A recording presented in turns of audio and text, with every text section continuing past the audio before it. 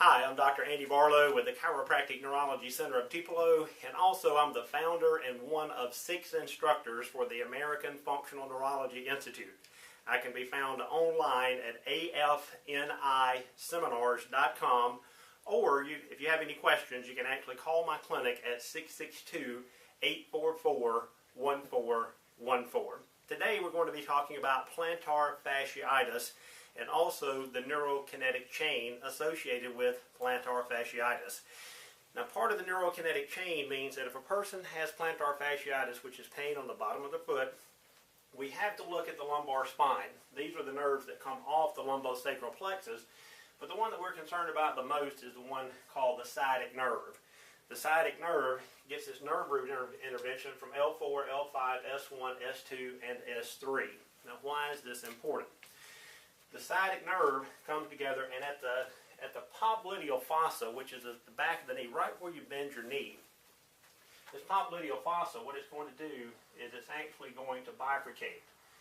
One of these nerves is called the common peroneal nerve, and this common peroneal nerve, part of that actually ends up on the top of the foot, and then this tibial nerve, the tibial nerve is the one that we're concerned with when it comes to plantar fasciitis. If a person had peripheral neuropathy, we'd be a little bit more concerned about the common peroneal nerve.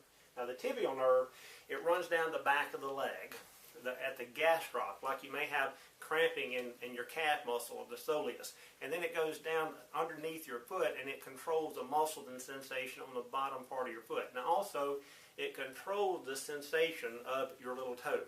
So we can actually do a neurological exam and see if this the tibial nerve has a sensory branch called the sural nerve. We can actually test that.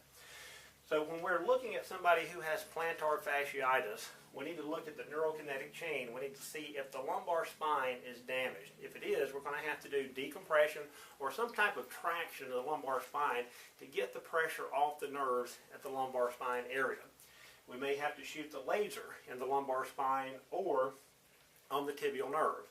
Once this tibial nerve goes under the foot, it's going to turn into the medial plantar nerve and the lateral plantar nerve.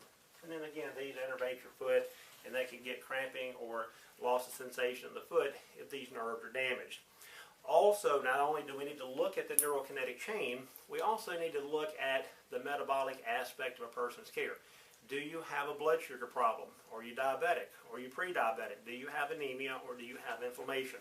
All of this plays a part of you getting better as a patient.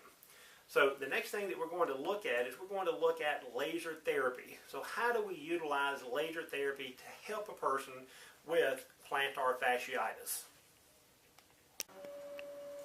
All right, and now we're back. We have this set on peripheral neuropathy setting. This is, by the way, this is the M6 laser. This is a 25-watt class 4 laser, very powerful laser. Now, the beautiful thing about this laser is it's unassisted therapy. Yes, a class 4 laser that is unassisted. So this has about 25 programs set in it, and here you can actually see the crosshair, and we can change the XY axis on it. We can make it longer, smaller, wider.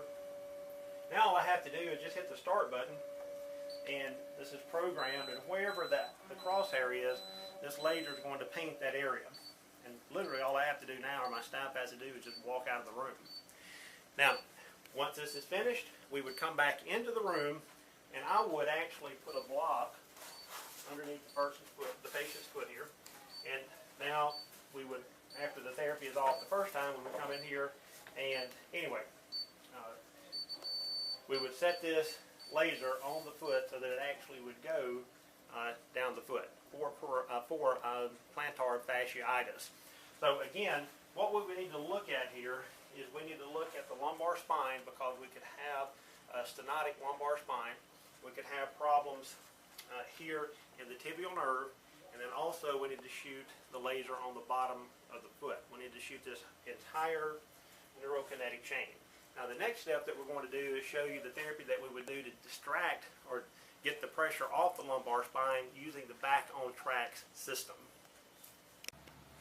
Okay, now this phenomenal piece of equipment here is called Back on Track, and you can actually go to their website, backontrack.com, and that would be back, B-A-C-K, on track, T-R-A-C.com. This piece of equipment is just, I mean, I can't say enough about it. Our patients love it. It's a phenomenal piece of equipment. There's 15 programs on here. Today what we're going to do is we're going to show you the most extreme program. It's going to be your job as a doctor to decide what protocol this patient needs. So we have Forrest set up here. This is our control panel, and all I have to do now, since we have it on the control panel, I actually can determine whether we distract this patient out 1 inch, 2, 3, 4, or 5 inches, and then what degree of lateral flexion, if any, this person or this patient needs. Now also it has vibration on here, and patients love this thing. So what we're going to do as well is we're going to do peripheral neuropathy rehab therapy on this patient. So we're going to have to put the pads on the bottom of the foot, on each foot. And we're going to turn this rebuilder on while he's doing therapy. And once they get him in full position, we have 15 seconds before it starts. And then we can actually take the shoulder harnesses and they can be adjusted for the size of the patient. Now we'll see here in just a second that this is going to distract. When it distracts, it's going to hold. We're going to swing him out 20 degrees to the left, and then we're going to swing him back 20 degrees to the right. And again, this piece of equipment has 15 different programs. If you don't want to do that extreme, which I would not do at the beginning with the patient, you can actually distract and let off 100%, distract, let off 50%, distract, laterally flex 10 degrees and hold it, back to the center, to the right and hold it, or you can do a constant sweep. So again, there's 15 different protocols that you can use with this piece of equipment. I love it, my patients love it, my staff loves it.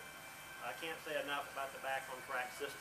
So, when a patient comes into the clinic with plantar fasciitis, the first thing we need to do is a head-to-toe neurological exam.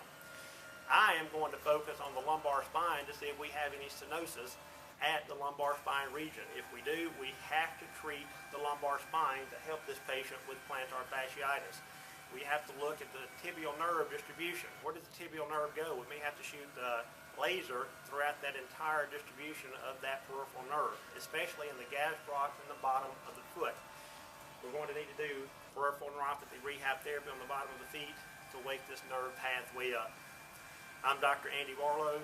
I'm a board-certified chiropractic neurologist, and if you have any questions, you can call me in my clinic at 662-844-1414, and thank you so much for your time today.